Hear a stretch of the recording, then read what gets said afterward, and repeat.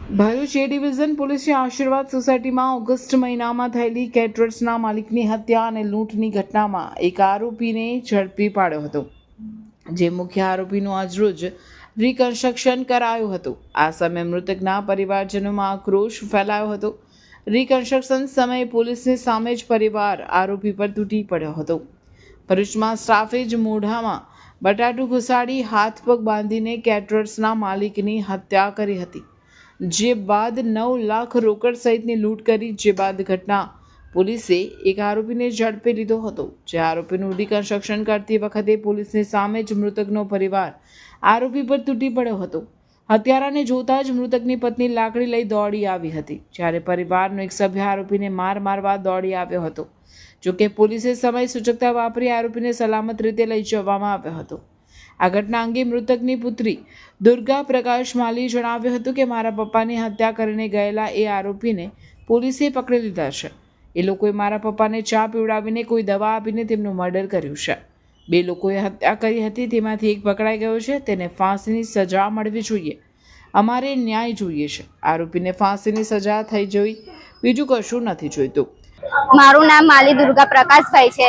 આજે જે આરોપીએ મારા પપ્પાને મર્ડર કરેલું, બટાકું નાખીને રાત્રે 10 વાગે પછી 3 કે 4 વખત ચા પીરાવીને બહુ જ ગંદી રીતે મારા પપ્પાની હાલત કરેલી, જે આજે 2 માંથી એક જણ પકડાઈ ગયેલો છે। એની ફાંસીની સજા જોઈએ છે ને કાલ ઉઠીને ફાંસીની સજા નહીં આપે ને ભાઈને કોઈ થાય તો જવાબદારી કોણ લેવાના? સોસાયટીમાં બી ખતરો છે બધાને। જે સુધી એને ફાંસીની સજા નહીં થાય તો સુધી અમે કોઈ જીવાવાળા નહીં। અમે શું કરવાના? 2 ભાઈ છે, મને તો ફાંસીની સજા, અમને બીજું કશું નહીં જોતું। મૃતકના ભાઈ ઈશ્વર માલી જણાવ્યું હતું કે પ્રકાશભાઈ જેનું મર્ડર થયું તે મારો મોટો ભાઈ હતો। તેની સાથે કામ કરવાવાળા 2 કામદારોએ રાતના સમયે ચામાં નશીલો પદાર્થ આપીને બેભાન કરીને ગળું દબાવીને મોઢામાં બટાકું નાખીને તેની હત્યા કરી હતી, જે બાદ ત્યાંથી લૂંટ કરીને ભાગી ગયા હતા। જોકે ગુજરાત પોલીસે અમને વિશ્વાસ અપાવ્યો હતો કે અમે તેઓને પકડીને લાવશું। ગુજરાત પોલીસે તેઓને યુપીથી પકડીને લાવે છે। ગુજરાત सरकार પાસે વિનંતી છે કે આરોપીને फांसी सजा થવી જોઈએ, એ જ અમારી માંગ છે। हम राजस्थान के रहवासी है। इधर जो भरूच में मर्डर हुआ वो मेरे बड़े भैया प्रकाश भाई थे। वो भरूच में रहते थे। उनके साथ में काम करने वाले कामगार मतलब वर्कर लोग, उन्होंने उनकी हत्या करके दोनों लोग भागे। एक का नाम कमला प्रसाद, दूसरे का नाम सलीम। दोनों लोग यहाँ से लूट करके हत्या करके भाग गए। फिर पुलिस ने हमको विश्वास दिलाया कि हम आपको आरोपी को निश्चिंत रहिए, हम पकड़ के लाएंगे। गुजरात पुलिस ने अपने विश्वास पर खड़े उतरे। गुजरात पुलिस ने करके दिखाया। उनको 3 महीने में उनको पकड़ के लाए। अभी हमारे गुजरात सरकार से निवेदन है कि इस मुजरिम को फांसी की सजा दिलाए, क्योंकि हमारे भाई के छोटे छोटे बच्चे, अभी उसको 10-15 साल की सजा हो जाएगी। वे बाहर में आके बाहर आके वापिस ये काम करेगा। बच्चे को कहीं कर दिया, हमारे को कोई कर दिया, जनमन का हमको पूरा खतरा है कि बाहर आके मर्डर तो करेगा। इनका पेशावर धंधा है, ऐसा मेरे को लग रहा है। तो गुजरात सरकार से निवेदन है हाथ जोड़ के कि ऐसे मुजरिम को समाज में खुला न छोड़े, उनको फांसी की सजा दिलवाने का कष्ट करे। ભરૂચ શહેરના એ ડિવિઝન પોલીસ સ્ટેશન વિસ્તારમાં આવેલી આશીર્વાદ સોસાયટીમાં 17 ઓગસ્ટ 2025ના રોજ બનેલી પ્રકાશ પૂર્ણામારામ માલીની હત્યા અને લૂંટકાંડના કેસમાં પોલીસે મહત્વપૂર્ણ સફળતા મેળવી છે। માનવ રિસોર્સ અને ટેકનિકલ ઇન્ટેલિજન્સના આધારે પોલીસે મુખ્ય આરોપી કમલા પ્રસાદ વર્માને ઉત્તર પ્રદેશમાંથી ઝડપી લીધો છે, જ્યારે બીજો આરોપી છોટકઉ ઉર્ફે નસીફ ઉર્ફે સલીમ સદલુની શોધખોળ તેજ કરવામાં આવે છે। આશીર્વાદ સોસાયટીના રામદેવ કેટરર્સ ચલાવતા પ્રકાશ માલીની 17 ઓગસ્ટના રોજ કોઈ અજાણ્યા વ્યક્તિઓ હત્યા કરી હતી।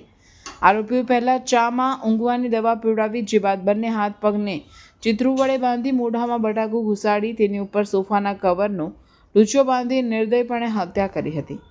હત્યાની ઘટનાને અંજામ આપ્યા બાદ બંને આરોપીઓએ ઘરમાંથી 2 તોલાની સોનાની ચેન કિંમત 1,90,000, રોકડ રૂપિયા 9,50,000, 2 મોબાઈલ ફોન કિંમત 10,000, સીસીટીવી ડીવીઆર 5,000 અને ઇકો કાર કિંમત 3 લાખ સહિત કુલ મળીને 14,55,000ની લૂંટ કરી ફરાર થઈ ગયા હતા।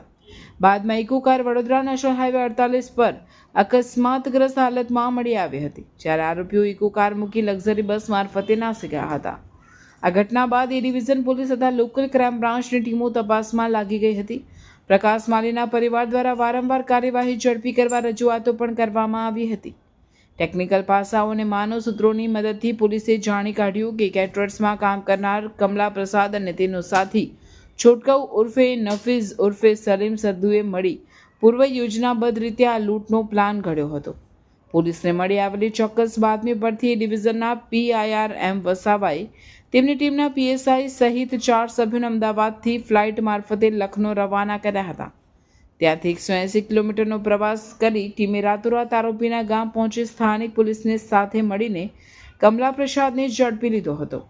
ત્યારબાદ આરોપીને બચરાઈચ કોર્ટમાંથી ટ્રાન્ઝિટ રિમાન્ડ મેળવી ભરૂચ લાવવામાં આવ્યો હતો, જ્યાં કોર્ટમાં રજૂ કરી 12 દિવસની પોલીસ રિમાન્ડ મેળવી પૂછપરછ ચાલી રહી છે. પોલીસે આરોપીને સાથે રાખીને આજે ઘટનાનું રિકન્સ્ટ્રક્શન કર્યું હતું. પૂછપરછ દરમિયાન આરોપી કમલા પ્રસાદે જણાવ્યું હતું કે તેણે અને સલીમ સદલુએ મળીને 5 દિવસ પહેલાથી લૂંટની પૂર્વ યોજના બનાવી હતી. પ્રકાશ માલીનો પરિવાર દેશમાં ગયો હતો. તે સમયે બંને પ્રકાશ માલીને ઊંઘવાની દવા પીવડાવી બેહોશ કર્યા હતા. ત્યારબાદ હાથ પગ બાંધી મોઢામાં બટાકું નાખીને મોતને ઘાટ ઉતારી ઘરમાં રહેલી રોકડ અને દાગીનાની લૂંટ કરી ઇકો કાર લઈને ભાગી ગયા હતા.